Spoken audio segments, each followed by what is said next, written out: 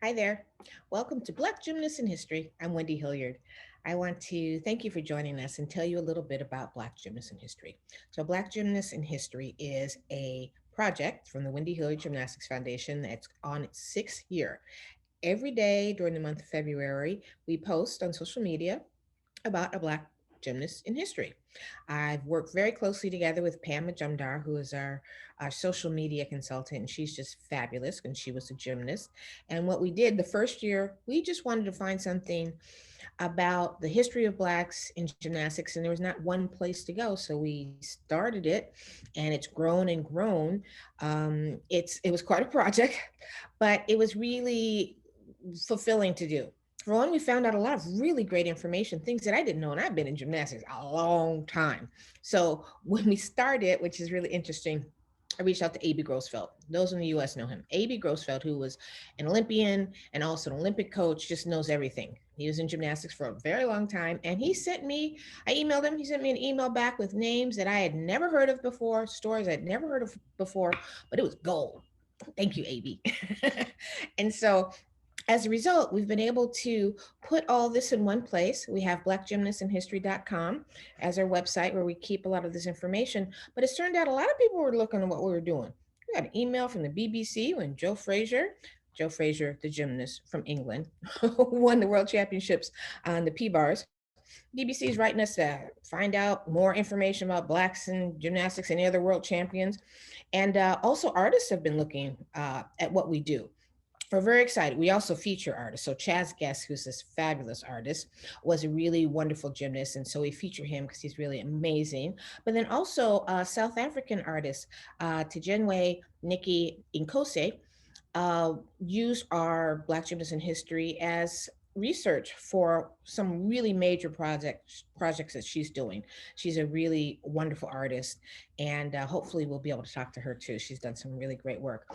But mainly this year, we're very excited is that we're going to be doing some video podcasts, talking to some of these athletes and seeing how they're doing and seeing what their story was. Because, you know, it's really nice to know your history. And it's really great that we can have one place to share this with you. It's going to be a fun ride. Starting with the story, I'm day one. So I am known as a rhythmic gymnast. I actually started as a tumbler at the Fisher Y in Detroit. Woo, woo. I was a tumbler with Dr. Lee. And then I went to do artistic gymnastics out in the suburbs. And when I was there, I met these fabulous coaches, Dr. Zina Marinoff, her husband, Dr. Vladimir Marinoff, Rosa Litva, and Mike Frieden. They were four gymnasts from the former Soviet Union that were working out in the suburbs of Detroit. And Dr. Leon Atchison, was the head of the Detroit Recreation Department. My mom called him up. This gymnastics is so expensive. What can we do? So Mr. Atchison actually hired them to work in the Detroit Recreation Department, which is great. Then as a result, we had this really wonderful gymnastics team in Detroit, Detroit Metro Gymnasts, woohoo, to my teammates. So we did rhythmic gymnastics, we did artistic gymnastics, and we did acrobatic sports, or sports acrobatics is what we did at old school. So I've always been in a gym where we have all the different disciplines. And the same now, I'm a big fan of all disciplines: men's gymnastics, women's gymnastics, rhythmic gymnastics, tumbling, trampoline, acrobatics, and performance gymnastics. Because, gymnastics is an art form as well.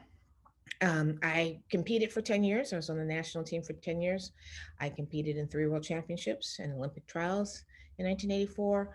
And so as a result, after that, I had pretty much a long career as a performer. I performed on Broadway, did a lot of gymnastic shows on TV, did some TV commentating. So as a result, I was able to have a very long career and met a lot of really great gymnasts. Many of them I was able to perform with or go on tour with, which was a lot of fun. But mainly now that I have the foundation, I think it's important for kids to know. And I will tell you, I mean, when Gary Douglas won in 2012, whoo, did that have some inspiration going on here? It was really amazing.